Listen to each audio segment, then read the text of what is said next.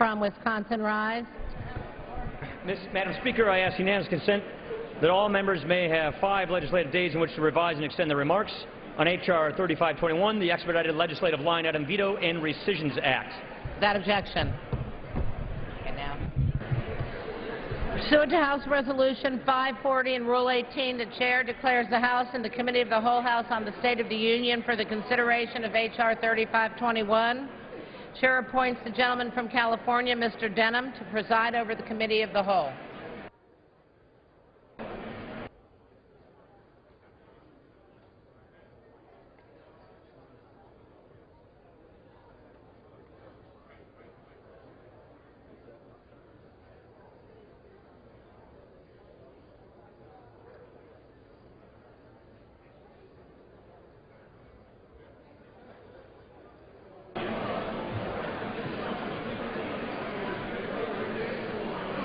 The House is in the Committee of the Whole House on the State of the Union for the consideration of H.R. 3521, which the clerk will report by title.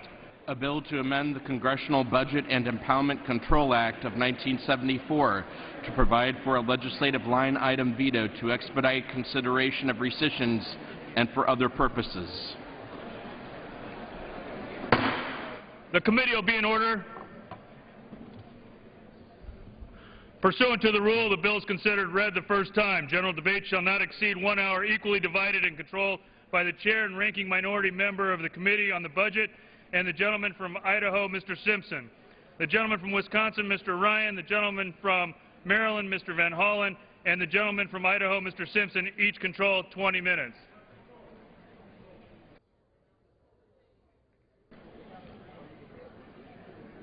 The House will be in order.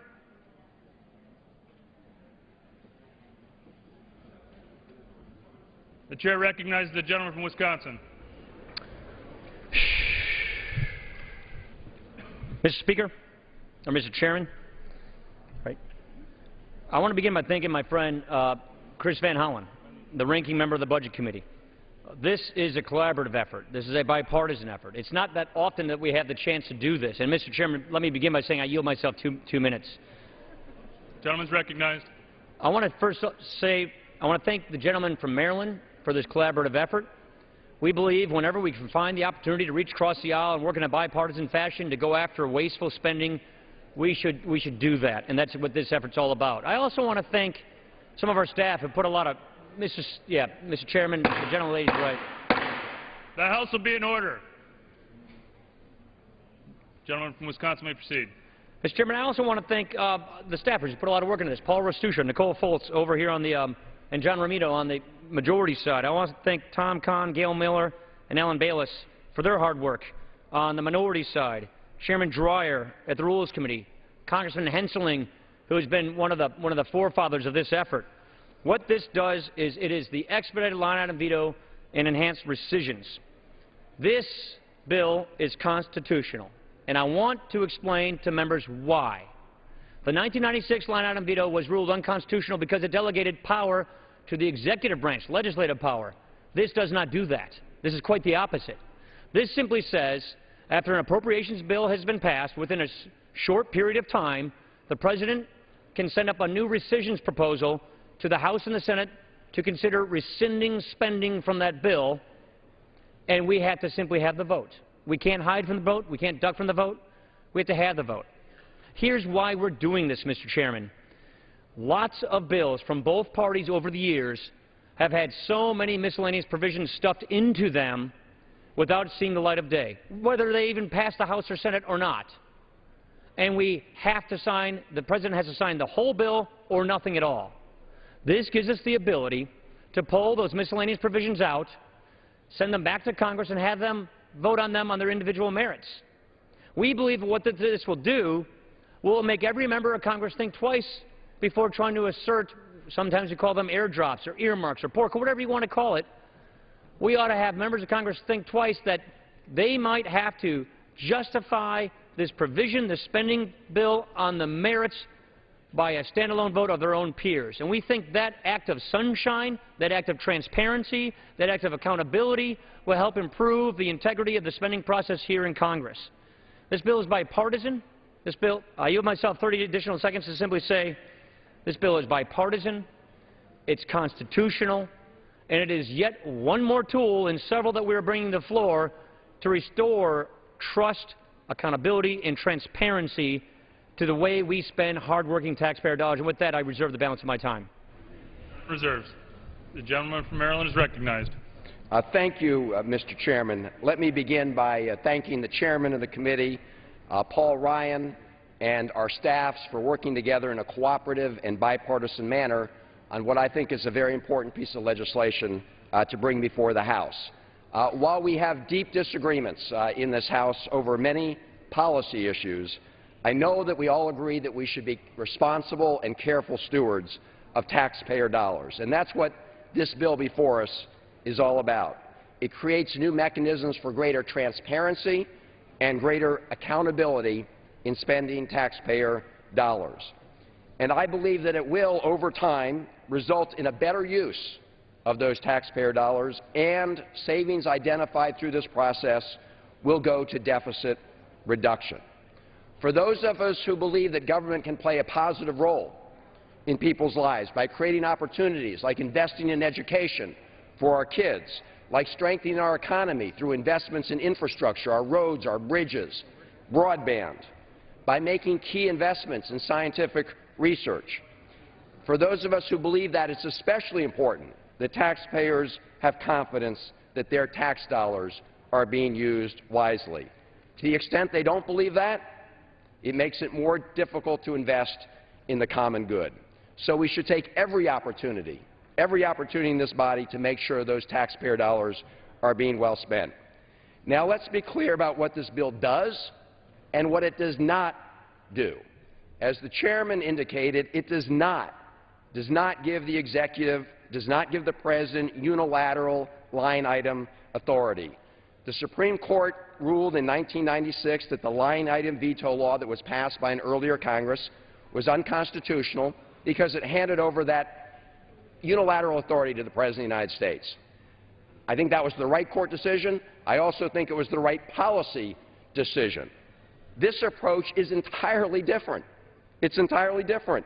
It's different because it expressly requires congressional action before any savings, sometimes called rescissions, proposed by the President can take place.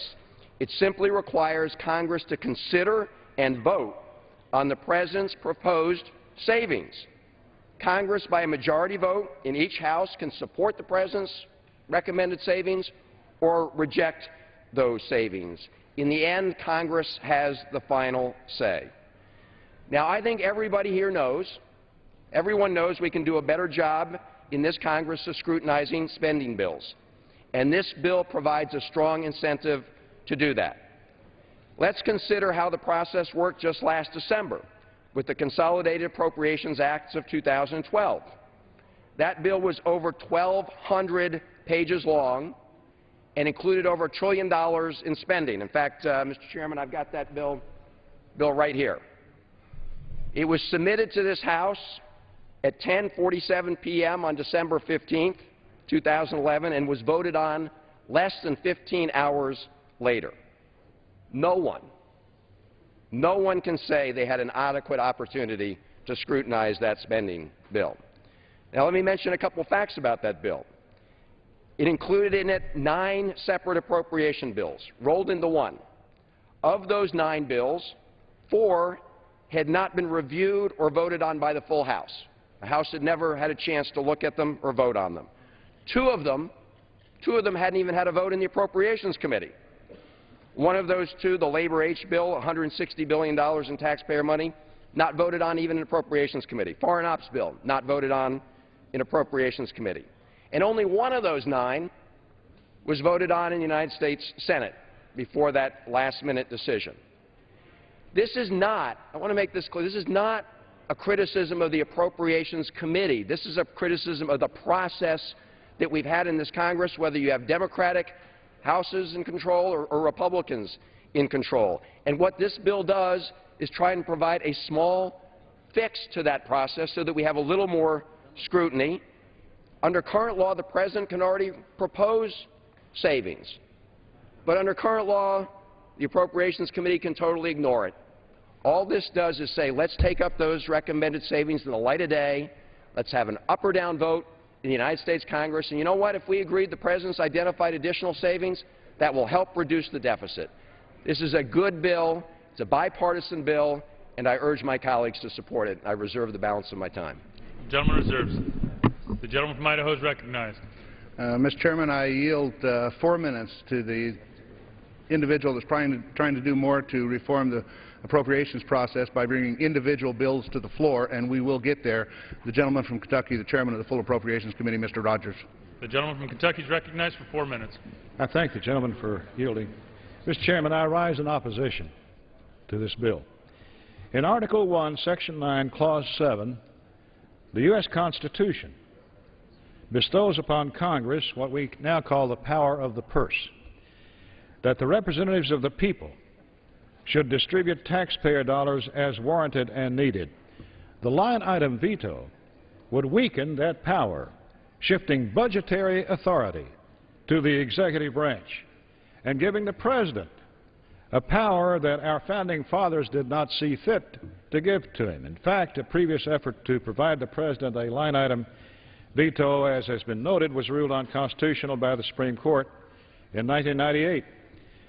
2 weeks ago, during his State of the Union address, we heard how the President would choose to spend our precious taxpayer dollars. The line item veto would strengthen the President's ability to give preference to his spending priorities over those of the Congress and the constituents that you represent. Our founding fathers had seen firsthand what an absolute authority could do when wielding too much influence, particularly over spending and taxation, and drafted our Constitution accordingly, providing for checks and balances to prevent too much power from falling into the hands of the one branch of government, the executive. The framers would surely shake their heads at the idea of transferring this much authority to the executive branch. So powerful was this defense of the Congress role that James Madison, in Federalist Paper number 58, stated, and I quote here, "The power over the purse may in fact be regarded as the most complete and effectual weapon with which any constitution can arm the immediate representatives of the people for obtaining a redress of every grievance and for carrying into effect every just and salutary measure." End of quote, James Madison. Not only does the line item veto fly in the face of our Constitution and the framers' protections, but budget experts also doubt its effectiveness as a spending reduction tool. Look back to Congress's experience with the line item veto under President Clinton. He wielded this authority to little effect in saving taxpayers' dollars. In fact, Congress declared that the, quote, he misused that authority and overturned nearly half of his cancellations. So to summarize the line item veto, it's a power likely to be abused and not likely to save money. In an effort to better this flawed bill, to at least improve its chances at having a tangible effect on government spending, we offered an amendment in the Rules Committee that would have made the bill also apply to tax benefits and runaway entitlement spending. However, that amendment was ruled out of order. The amendment wouldn't have made this bill perfect, but it would have solved the Constitution. It would not have solved the constitutional problem, but it would have at least increased the potential for achieving actual budget savings. Nearly 25 years ago, Mr. Chairman, former CBO Director Rudolph G. Penner famously said in reference to our budget, quote, "The problem isn't the process. The problem is the problem." And, Mr. Speaker, today's problem isn't whether or not the President can veto budget line items, nor is it even with annual discretionary spending. On that front, we've saved more than $95 billion over the last 2 years, thanks to the support of this House. The real problem today lies with exploding and unsustainable mandatory and entitlement spending, which the Budget Committee should be addressing forthwith. Ask for an additional 1 minute. Gentleman is recognized for 1 minute. Mandatory spending comprises 2/3 of the federal budget. We only deal with 1/3 on discretionary, most of that military. And it continues to blow up the nation's deficits and debt at these rapid rates, putting our economy and the stability of our nation at risk. I urge my colleagues, look beyond the opportunity for the easy press release to see that the line item veto does more harm than good. We can't dismiss the fundamental tenets of the Constitution, and we can't pretend that it will have any positive effect on the nation's financial predicament. We must put to an end these budgetary smokescreens to find more appropriate and effective ways to address our budget crisis and focus our efforts on mandatory entitlement spending where the real problem is. I yield back. The gentleman from Wisconsin is recognized. Mr. Speaker, I would simply say that 44 state governments have the line item veto in their constitution, but we're not proposing that here. We're proposing to keep the power of the purse with the legislative branch and not grant that to the executive branch. This bill does that, and with that I yield a minute and a half to the gentleman from Arizona, a member of the Appropriations Committee, Mr. Flake. Gentleman from Arizona is recognized for 1.5 minutes. I thank the gentleman for yielding, and I rise in strong support of this legislation. I appreciate that it's a bipartisan piece of legislation.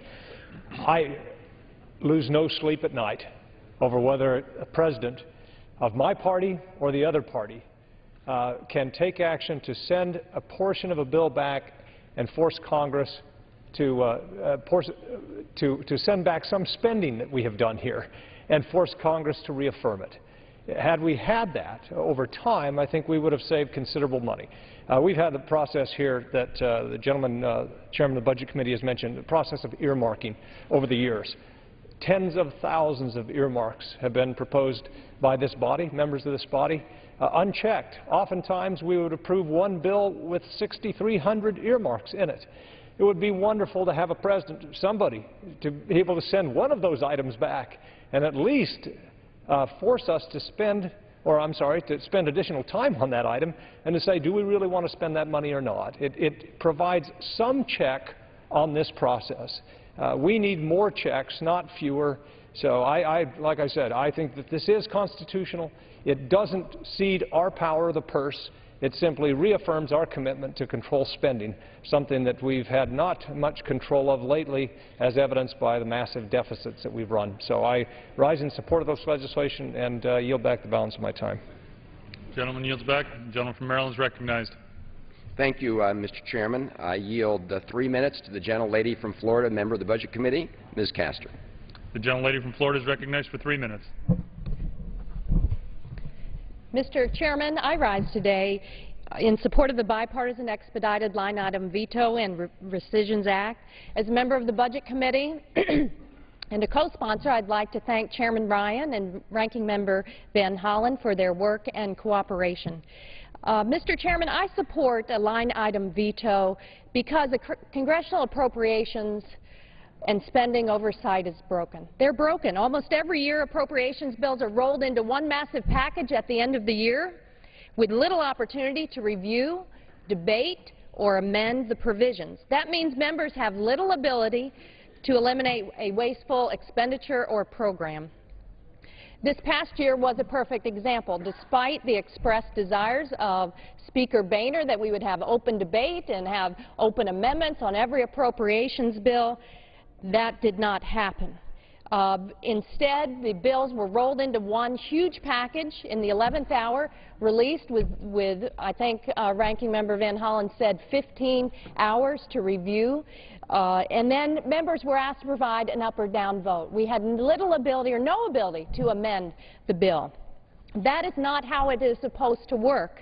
The Congress must endeavor to effectively exercise its responsibilities and scrutinize every appropriation and be able to debate and amend expenditures. The log rolling of appropriations bills that has become common practice undermines confidence in government and permits wasteful spending to squeak through.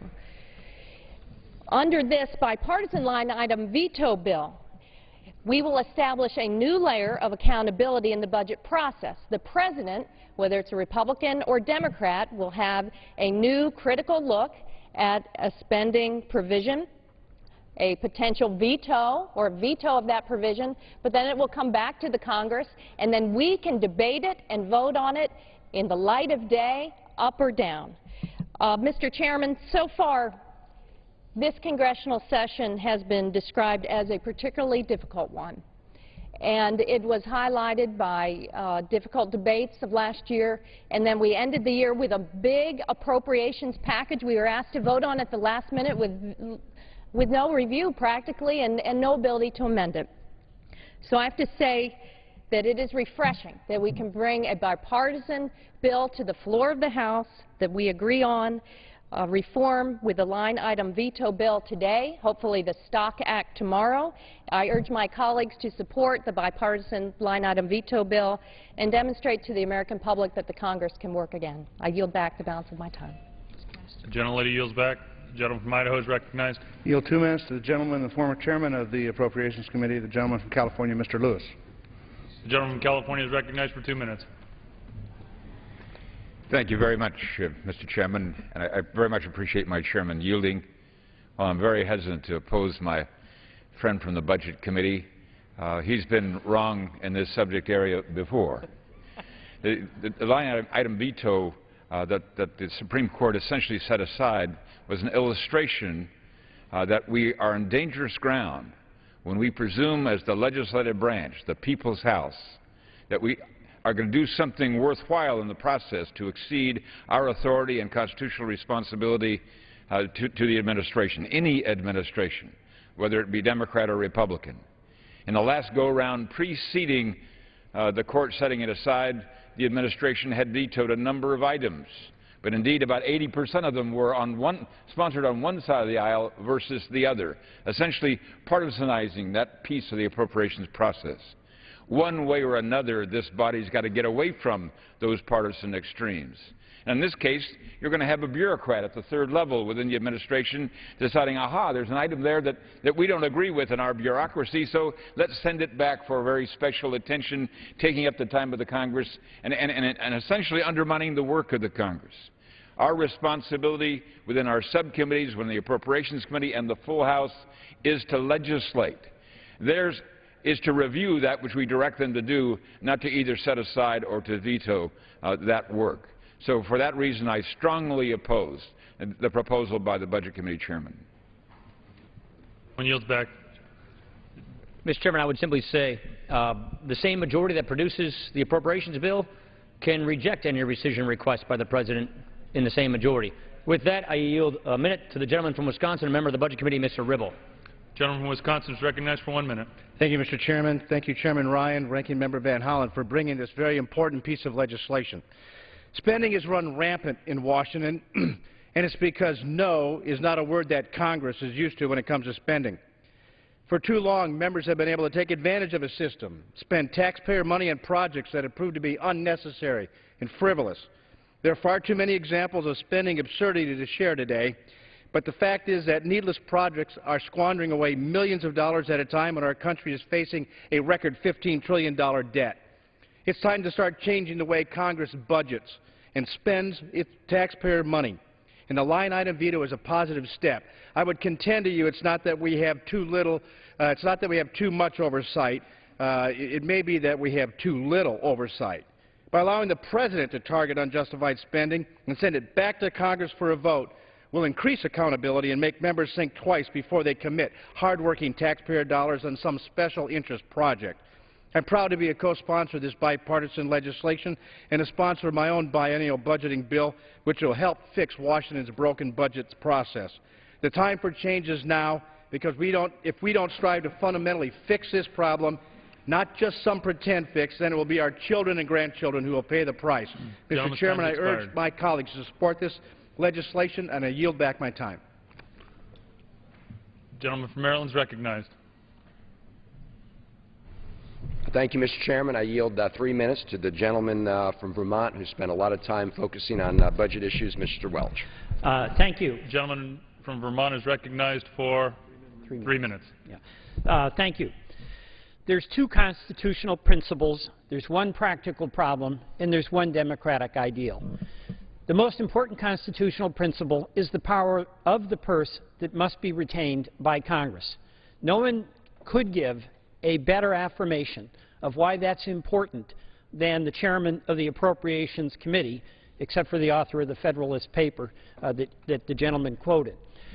Does this violate Congress's power of the purse? It reserves to the Congress the right to overturn by majority vote a recommendation by the executive that focuses on a single item of spending. Now, that may make life somewhat more difficult for those of us in Congress. It may make it particularly more difficult for the appropriators who have to deal with the incredible complexities of a large and multifaceted federal budget. But my view, it does not in any way violate the constitutional right that this House has over the power of the purse. The second constitutional provision is the right of the executive to exercise a veto. And that is part of the checks and balances where the executive, Republican or Democratic president, is given the power to say no. And then it imposes on us a burden of coming up with two-thirds votes in order to overcome that. A veto is not a practical tool if the effect of that veto is that a budget that keeps government going, that pays for our troops, that pays doctors who are providing Medicare services, that everything goes down with the ship, and we're forcing the president to make what, in fact, is a radical decision to tear the whole thing down or let some suspect things go. The practical problem we have is the budget. And again, Mr. Rogers is right. Process reform is not going to get us from where we need to be from where we are to where we need to be. The problem is the problem. But this is one budget reform that can help, because what it does ultimately lead to is the application of that great democratic principle of transparency. What this means is that if you or I voted for a budget and the president highlighted a few items that the president said, hey, what's going on, we would have to stand up here, you and I, and vote yes or no, and then be able to defend that vote to the people who elected us. And one of the challenges that I think we all know we have is that the confidence that people have in this institution is very low. So anything we can do, and transparency is the way to do something quite effective, we should do. So this simply means that at the end of the day, these budget bills that are complicated, that they're big, that few members really have an opportunity to review, when the president reviews them and identifies a few things that he wants to send back, we have to say yes or no in the full light of day. I yield back. Fired. Gentleman from Idaho is recognized. I yield 2 minutes to the gentlelady from Minnesota, member of the Appropriations Committee and the Budget Committee. Gentlelady from Minnesota is recognized for 2 minutes. Thank you, Mr. Chair. Thank you, Chair. I respect the bipartisan efforts of my colleagues on the Budget Committee, but I oppose passage of H.R. 3521. This bill grants the executive branch more power, and it will do little to reduce our deficit. Make no mistake, this bill sacrifices congressional authority. If H.R. 3521 was a serious effort to reduce our deficit, it would address the hundreds, billions of dollars we currently spend through our tax code.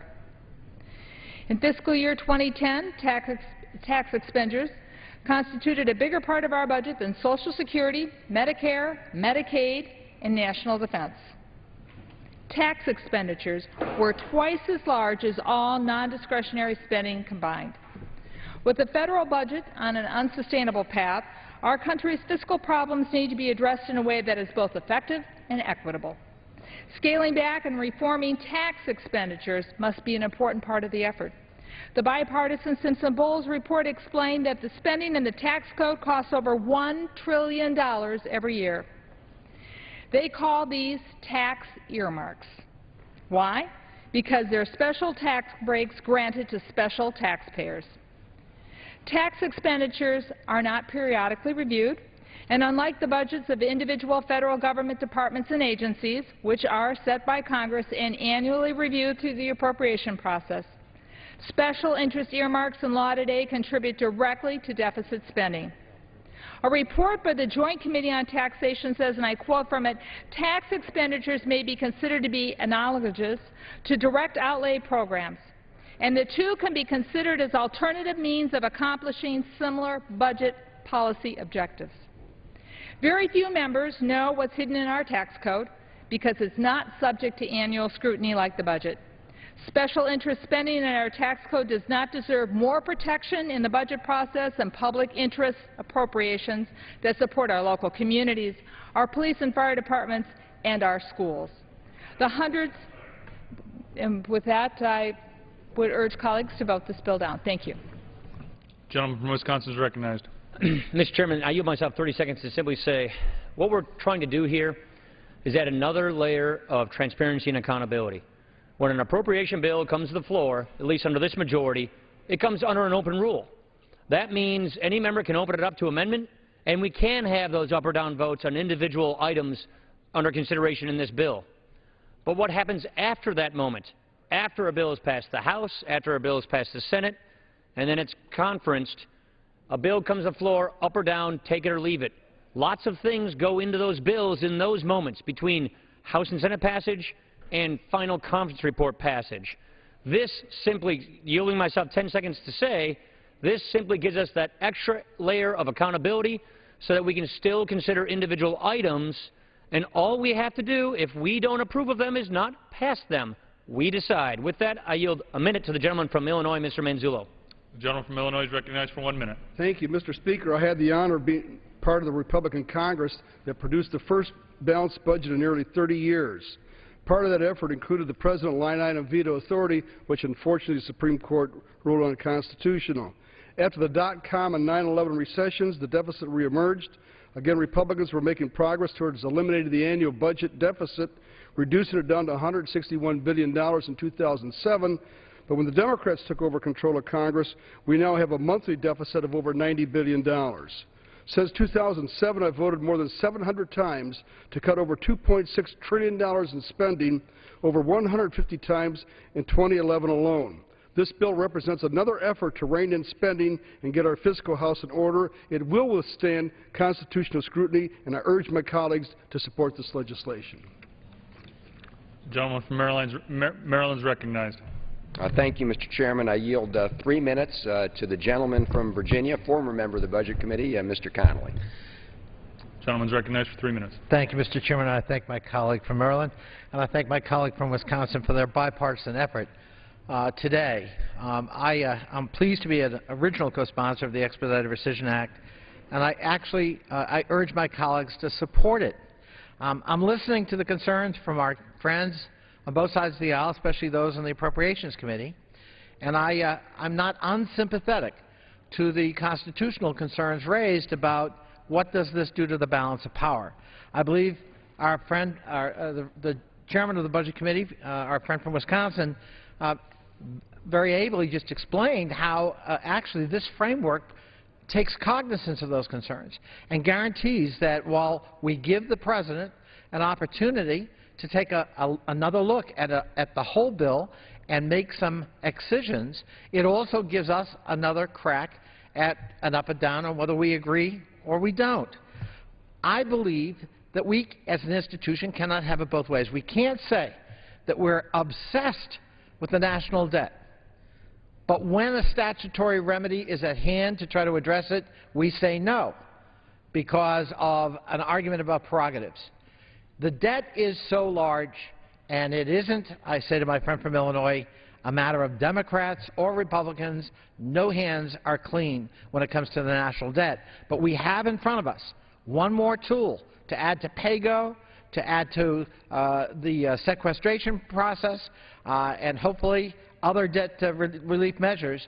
Here is a tool right in front of us, a statutory tool, not a constitutional amendment, that actually can make an efficacious difference. And I believe we should do that. I believe it will make a difference, and I believe that it doesn't compromise the balance of power between the executive and the congressional used the way it's designed. And so I'm happy to rise in support of this legislation, and I urge my colleagues to think carefully before they vote about whether we say yea or nay to this tool in the kit bag. With that, I yield back to the distinguished ranking member of the Budget Committee. Gentleman yields back. Gentleman from Idaho is recognized. I yield 2 minutes to the gentleman from California, member of the Appropriations Committee, Mr. Calvert. Gentleman from California is recognized for 2 minutes. And the Budget Committee. More importantly, the Budget Committee. Mr. Speaker, I rise in opposition to the expedited legislative line item veto and rescissions act. While I think today's debate is valid and relevant, I have serious concerns about ceding more legislative authority to the executive branch.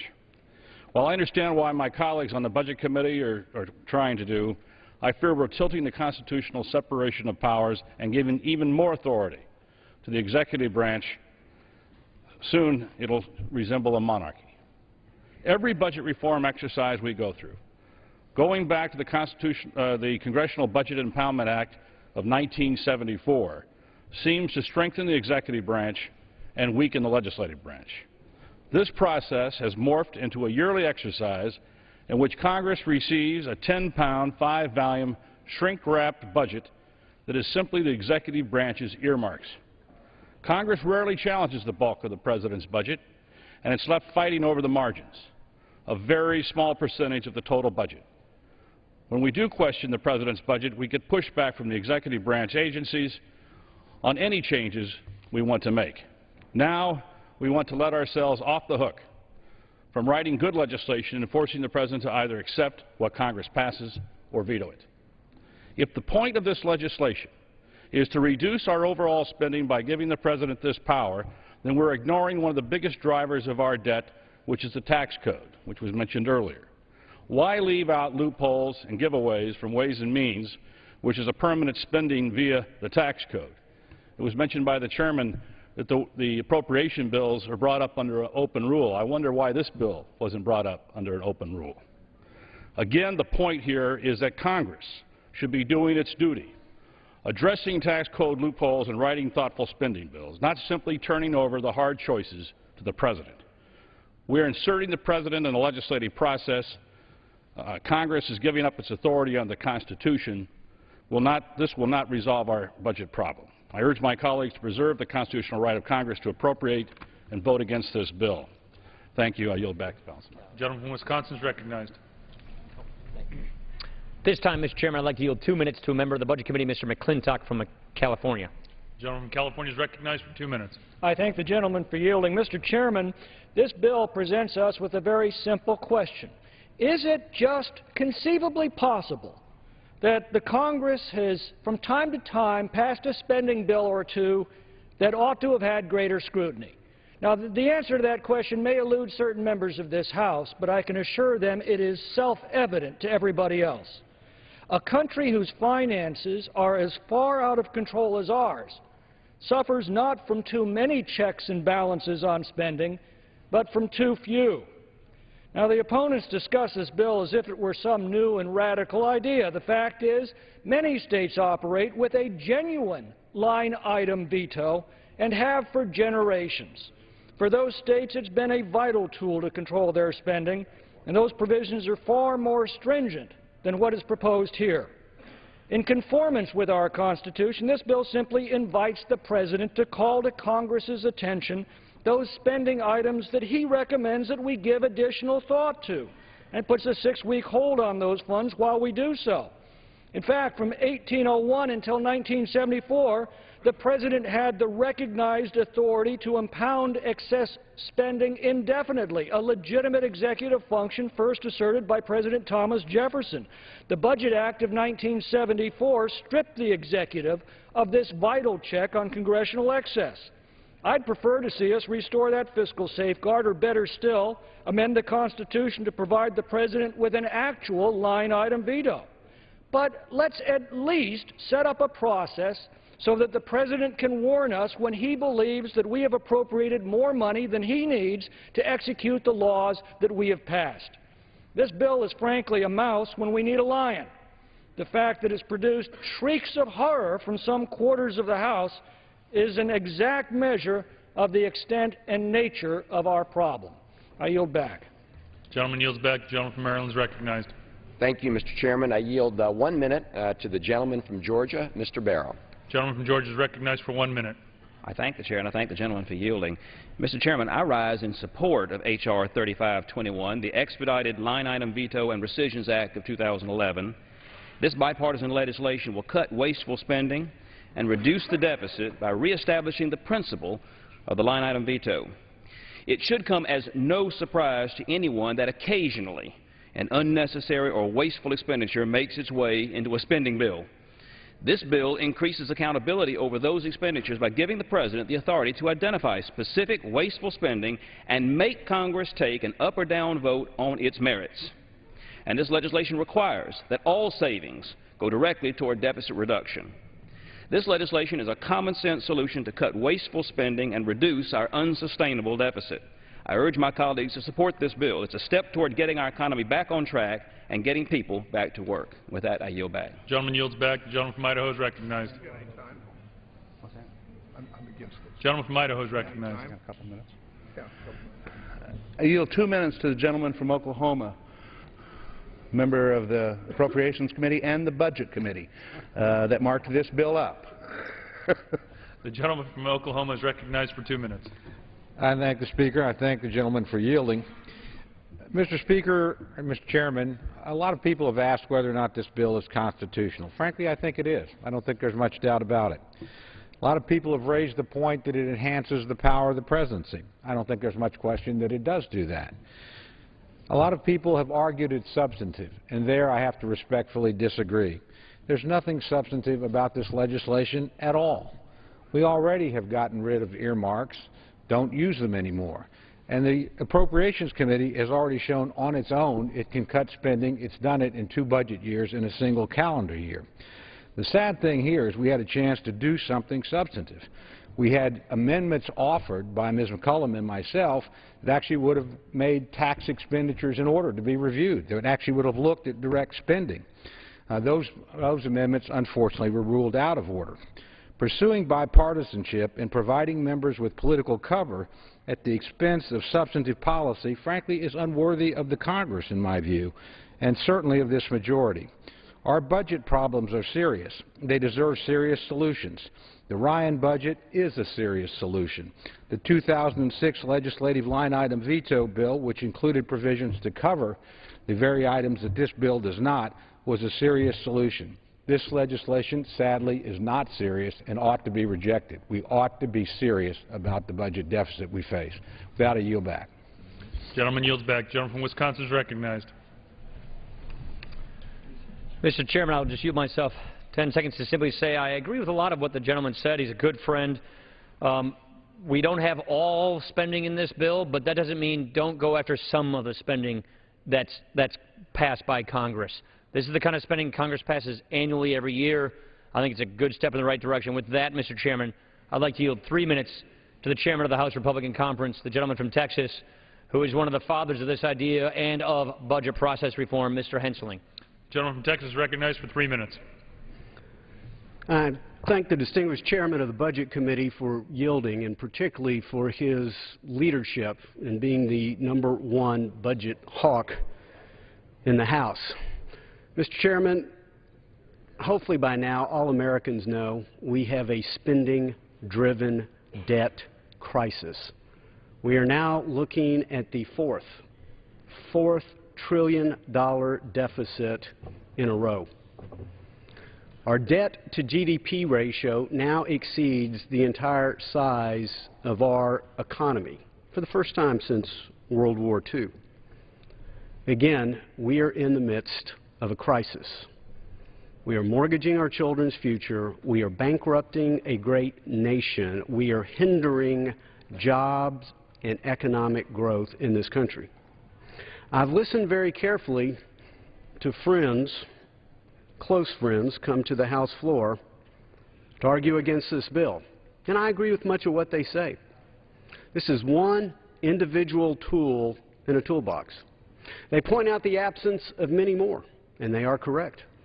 And it is my hope and my aspiration that this House would take them up.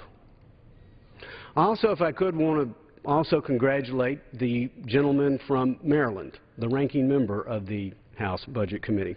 It's not always easy in these times to work on a bipartisan basis. We had an opportunity to work on the Joint Select Committee, to which he was a positive force. We often disagreed, but he has commanded my respect, and he commands my respect today for his bipartisan work. I do want to congratulate the chairman of the Appropriations Committee and the entirety of his committee.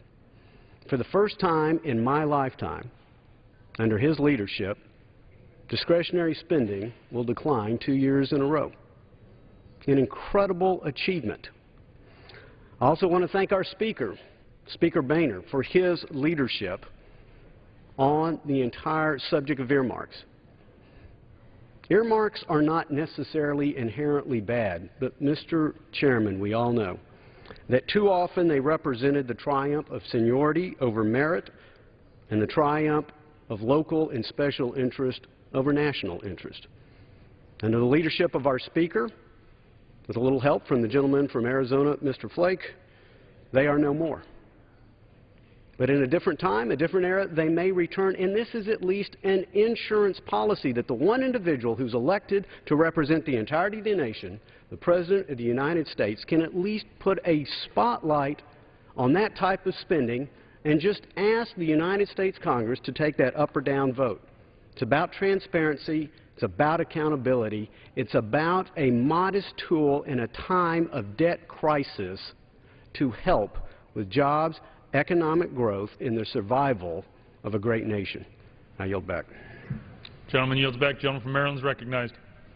Thank you, Mr. Chairman. I thank the gentleman from Texas for his words, and I just want to hearken back to what the gentleman from Oklahoma, Mr. Cole, said, who's in opposition to the bill, but he did make clear that in his opinion, this bill is constitutional. I really think we should put that question aside. As the chairman of the committee has pointed out on several occasions, Congress gets the last word on this issue. Congress gets an up or down majority vote.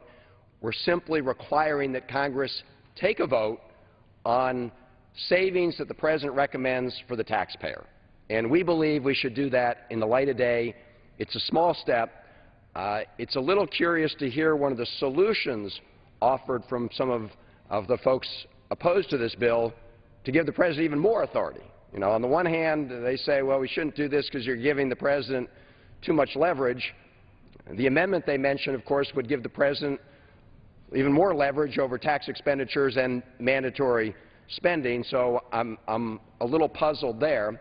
Where I do agree with them is that if we're going to get a hold on this deficit situation, we've got to deal with mandatory spending as well, and we've got to deal with the revenue side of the equation, tax expenditures. And the bipartisan commission, Simpson-Bowles, Rivlin-Domenici, all of them presented a bipartisan framework for doing that, and while I don't agree with every one of their recommendations, I think the framework they presented was the right one. But I would agree with the chairman of the committee, Mr. Ryan, here, which is just because we're not able to tackle the whole thing as part of this reform effort doesn't mean we shouldn't try and tackle a piece of it. And I think this is a small piece, but I think it's an important piece. I think it will have a positive impact on how this body approaches the appropriations bills. Again, the way this process is driven now, it's not a criticism of the Appropriations Committee. They do the best they can under the rules as they exist now. What this bill does is just say, let's have one more opportunity, an opportunity to take an up or down vote on savings that the President believes we can make toward deficit reduction. And it seems to me that's a positive step to take. And with that, Mr. Chairman, I reserve the balance of my time. Gentleman reserves. The gentleman from Idaho is recognized. I yield 2 minutes to the gentleman from Washington, the ranking member of the Appropriations Committee, Mr. Dix. The gentleman from Washington is recognized for 2 minutes. I rise in strong opposition to this bill. It is my judgment that, and I listened to the statement made by the distinguished chairman of the Appropriations Committee, Mr. Rogers from Kentucky, that this is unwarranted, especially now that Congress has decided, at least for the time being, that we're not going to do earmarks in my judgment, this would get down to a situation where if on the Defense Appropriations Committee we added money for additional Predator IRS vehicles that can come out and get information, the President can take it right back down to his, as I understand it, take it right back down to his budget request. What if the Congress, because we've had a lot of experience, many members of the Appropriations Committee, Mr. Young and I have been here for over 30 years and served on this committee over 30 years. And a lot of positive things have happened where Congress makes increases or decreases. Now, if you're going to give the President the authority to send up a bill, especially after it's been voted on, the Appropriations Committee's gone through all these things, I just think it's wrong. In fact, I don't, on the earmark issue, I frankly think the solution that the Democrats had when we were in the majority, where we said you can't have earmarks for private companies unless it's competitively awarded, and then we that away, but you still can help your schools. You can still help your local governments. You can still help your universities, your NGOs that are doing work on meth or other important issues. That would have been a better compromise, I think, than saying no earmarks under any circumstance. It is clear to me that over the years, we maybe got too many earmarks, and that became a problem. But to go beyond that now and say that we're going to have a line item veto and Congress has to vote on this, I think is a serious mistake, and I join my colleagues on the Appropriations Committee in opposition. I'd just say one final thing. I also think if you're going to do it, then you ought to do it for Ways and Means as well. That's where all the spending is, and not just pick on the Appropriations Committee. We've done our job. Ways and Means hasn't done their job. Time's expired. The gentleman from Wisconsin is recognized. Mr. Chairman, with that, I'll yield 2 minutes to the gentleman from Virginia, Mr. Hurt. The gentleman from Virginia is recognized for 2 minutes. Thank you, Mr. Chairman, and I thank the gentleman for yielding. I rise today in support of the legislative line item veto act, and I thank Chairman Ryan and Ranking Member Van Hollen for their work on this important bipartisan legislation. At a time when we are borrowing 40 cents on every dollar we spend, there is no more important time for Congress to have an honest conversation about balancing our federal budget and cutting wasteful government spending. It is clear that real reform is needed in our flawed federal budget process. The real reforms that we have considered over the last 2 weeks seek to improve this flawed process by getting at the root of the Washington accounting gimmicks that have plagued Congress for years. These reforms will provide more federal government transparency and accountability and put an end to business as usual when it comes to out-of-control spending in Washington. That is why I support this line item veto legislation. This bill would give the President the ability to veto wasteful spending provisions as a part of the appropriations process. This bill and the remaining budget reform bills will give the American people an honest picture of how their hard-earned tax dollars are being spent and will move us one step closer to addressing the debt crisis that threatens the very future of this great nation. Mr. Chairman, we know that both sides of the aisle have been a part of the problem when it comes to Washington's reckless spending habit. What we have failed to recognize is that both sides must be a part of the solution. I urge all my colleagues to support this line item veto bill and the rest of our budget reform proposals, proposals that hold the promise of a balanced and honest federal budget and a brighter future for our children and our grandchildren. I thank the gentleman for yielding, and I yield back the balance. The gentleman yields back. The gentleman from Maryland is recognized. Mr. Chairman, I reserve the balance of my time. The gentleman reserves. The gentleman from Idaho is recognized. Yield 1 minute to the gentleman from Alaska, Mr. Young. The gentleman from Alaska is recognized for 1 minute.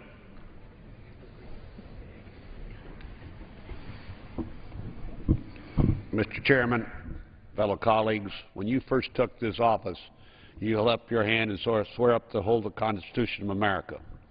And I hope you read the Constitution. You say it's not relevant. It is. What we're doing here is transferring the power, and I've watched this for 40 years slowly creep into this body, transferring the power to the President's regulatory law. And now we're going to give him the power to line item veto. Shame on you. Shame on you. This is the Congress of the people. It's up to us to do the job. And the chairman has done the job this time. I'm looking down the road. The idea that we're going to let this House give this power to this president or any other president in the future, you've lost the Constitution and America as we have today. Let's think about this, ladies and gentlemen. That's what you're doing. You're transferring it to a monarchy, controlled by executive orders, and now control the purse strings of this great nation to the Congress, saying you can't do it when we're the representatives of the people. You talk about the debt. The debt is terrible. It's awful. But it would be worse to have our body, in fact, transfer the power of this House under the Constitution. Gentleman's time's expired. To the President of the United States. Gentleman from Wisconsin is recognized. I know. From Wisconsin is recognized. Mr. Chairman, after that, I'd like to yield 3 minutes to the distinguished gentleman from Oklahoma, a member of the Budget Committee, Mr. Langford. The gentleman from Oklahoma is recognized for 3 minutes. Thank you, Mr. Chairman. You know, this bill is called the Expedited Line Item Veto and Rescissions Act. I think it may be inappropriately named because it gives an illusion that this is a veto power as we're used to seeing a veto power in the Congress. This is not handing over to the President and saying cut wherever you want and we have to override you. Instead, this is a presidential handing to him and to say, okay, check this. If he sees anything he doesn't like, he sends it back and we have to agree with it. If either the House or the Senate says, no, that should be there, it stays. It's not an override. It's actually an agreement with the President on one thing or another. Maybe this bill should have been called the Second Opinion Bill, to be able to have what we put out of the House and out of the Senate and what we pass on to the President. He takes a look at it and says, that all looks great, I'm signing off on it, to say, you know what, maybe we should take a second look at this area. Currently, our appropriations team that we have in the House is doing a fantastic job of holding the line in spending. I am not as confident 10 years from now that that may still exist. This is a check to that. Currently, this body has banned earmarks. It's not a permanent ban. It's in the rules for us for this current session. Will that still exist years from now? I don't know. This is a way to be able to deal with that issue, to say if that were to ever to slip back in, we can get that in. Maybe this bill should be called the Trust but Verify Bill. I can tell you, even as a freshman House member, there have been moments that I voted for something and then picked up the newspaper the next day only to read something that none of us were aware had slipped in. This provides that moment that when we pick up the newspaper the next day after something's passed, to have another moment, to have that trust but verify moment, to be able to look at it and say, why don't we see if we take another look at that? And if that came back to us in an individual form, I bet we would vote that down. This is one more tool in the toolbox of reducing spending. In a moment with $15.3 trillion in debt, in a moment that a deficit all of us have great disdain for, let's take every opportunity we can possibly take to find moments and places where we can reduce spending, to allow the President to take a look at it and say, take a second look at this, and allow this body and the body on the other side of the rotunda to say we agree or disagree. If we disagree, fine.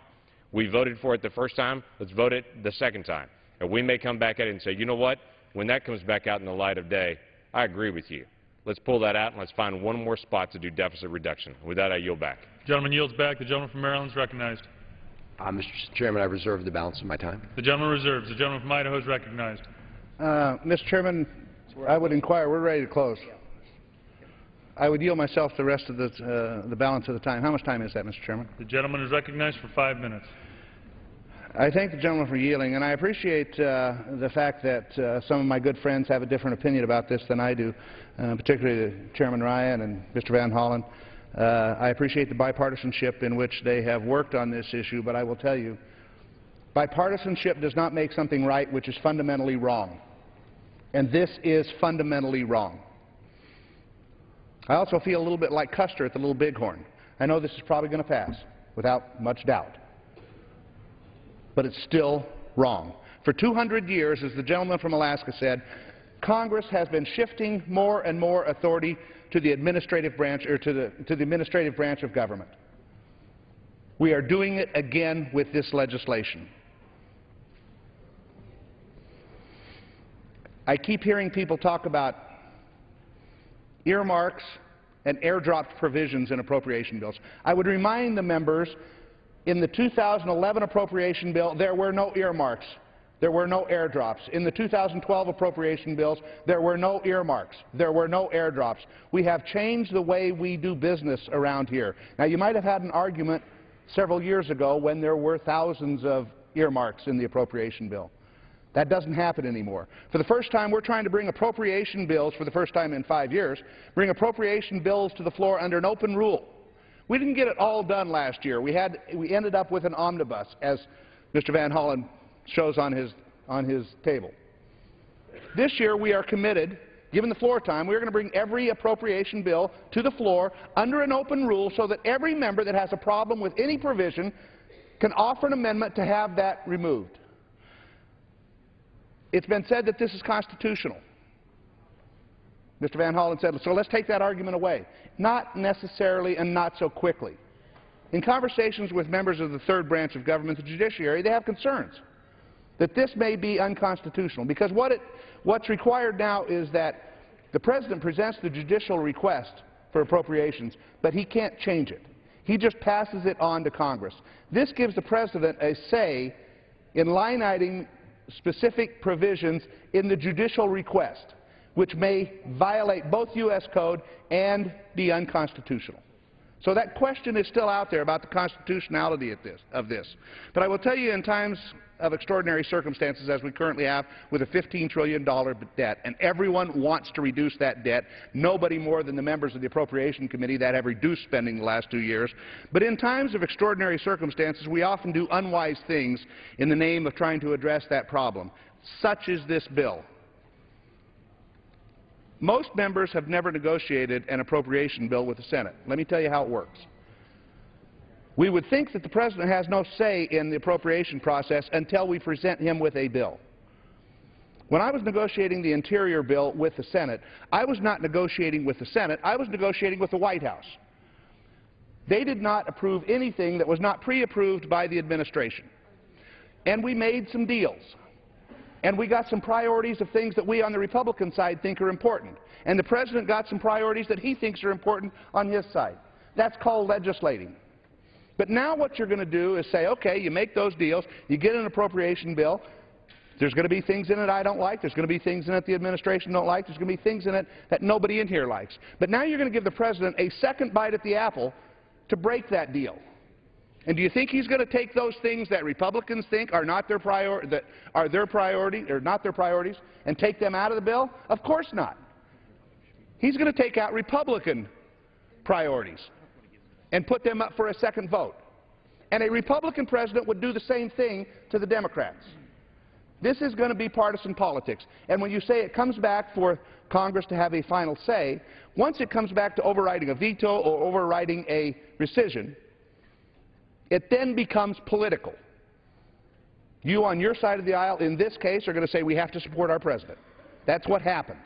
That's the reality. We on our side of the aisle would say the same thing if it were a Republican president. That's just reality. So what you're breaking down is that balance of power between the administrative branch of government and the legislative branch of government. This is, without a doubt, a step in the wrong direction. Voting for this bill will not make you a budget hawk. And frankly, I don't think it will save any money. But it will make for some good press releases. But don't go out and say that you've reduced federal spending and you've taken wasteful spending out of the federal budget by passing this bill. You haven't. What you've done is said, I'm willing to sacrifice the legislative authority that was given to us in the Constitution and shift more power to the administrative branch of government. Do you honestly believe that the Founding Fathers would recognize what they built in the Constitution? Gentleman's time has expired. Do you really think that they would look at the administrative branch of government and said, we wanted this kind of presidency and a weak legislative branch?